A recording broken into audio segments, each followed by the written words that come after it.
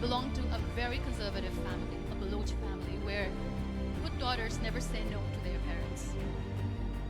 My father wanted me to get married, and all I said was, if that makes you happy, I'll say yes. And of course, it was never a happy marriage. Just about after 2 years of getting married, about 9 years ago, I met a car accident.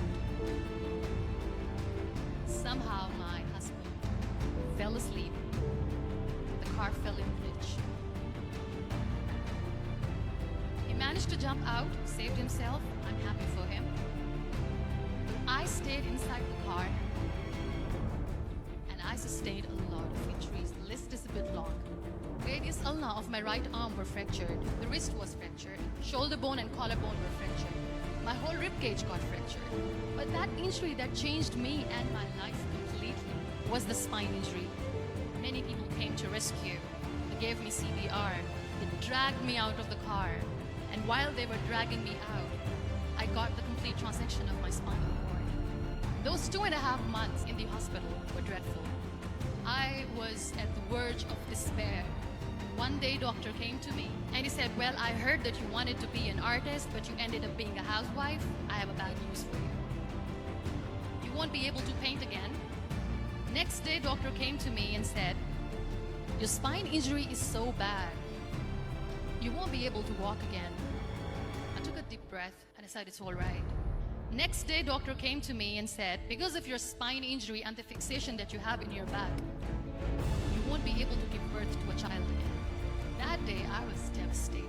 I started to question my existence. Why am I even alive? So what kept me going was, one day I asked my brothers, I know I have a deformed hand, but I'm tired of looking at these white walls in the hospital and wearing these white scrubs. Bring me some colors, bring me some small canvas. I want to paint. So the very first painting I made was on my deathbed, where I painted for the very first time. What an amazing therapy it was. Without uttering a single word, I could paint my heart out. I could share my story. People used to come and say, what lovely painting, so much color. Nobody could see the grief in it. Only I could. And that day I decided that I'm going to live life for myself. I am not going to be that perfect person for someone. I am just going to take this moment and I will make it perfect for myself. That I'm going to fight. I won all those fears. And I decided that I'm going to overcome these fears one at a time. You know what was my biggest fear? Divorce. But the day I decided that this is nothing but my fear, I liberated myself by setting him free. And I made myself emotionally so strong that the day I got the news that he's getting married, I sent him a text that I'm so happy for you and I wish you all the best. And he knows that I pray for him today. Number 2 was, I won't be able to be a mother again. And that was quite devastating for me. But then I realized there are so many children in the world, all they want is acceptance. So there is no point of crying, just go and adopt one. And that's what I did.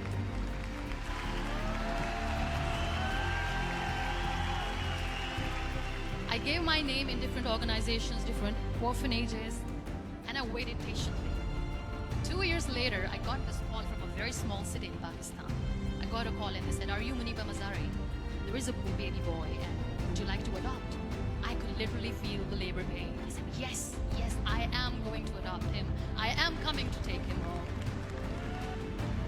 And that day, I was 2 years old, 2 days old, and today he's 6. You know, when you end up being on the wheelchair, what's the most painful thing? People think that they will not be accepted by the people because we, in the world of perfect people, are imperfects. So I decided to appear more in public. I started to paint. I have done a lot of modeling campaigns. I decided that I'm going to join the national TV of Pakistan as an anchor person. I became the National Goodwill Ambassador for UN Women Pakistan, and now I speak for the rights of women, children. I was featured in BBC 100 Women for 2015. I'm one of Forbes 30 under 30 for 2016. So when you accept yourself the way you are, the world recognizes you. It all starts from within. We have this amazing fantasy about life. This is how things should work. This is my plan. It should go as per my plan. If that doesn't happen, we give up. I never wanted to be on a wheelchair. Never thought of being on a wheelchair. This life is a test and a trial, and tests are never supposed to be easy. So when you are expecting ease from life, and life gives you lemons, then you make the lemonade, and then do not blame life for that. It is okay to be scared. It is okay to cry. Everything is okay, but giving up should not be an option. They always say that failure is not an option. Failure should be an option, because when you fail, you get up, and then you fail, and then you get up, and that keeps you going. Embrace each and every breath that you are taking. Celebrate your life. Live it. Don't die before your death. Real happiness lies in gratitude. So be grateful, be alive, and live every moment.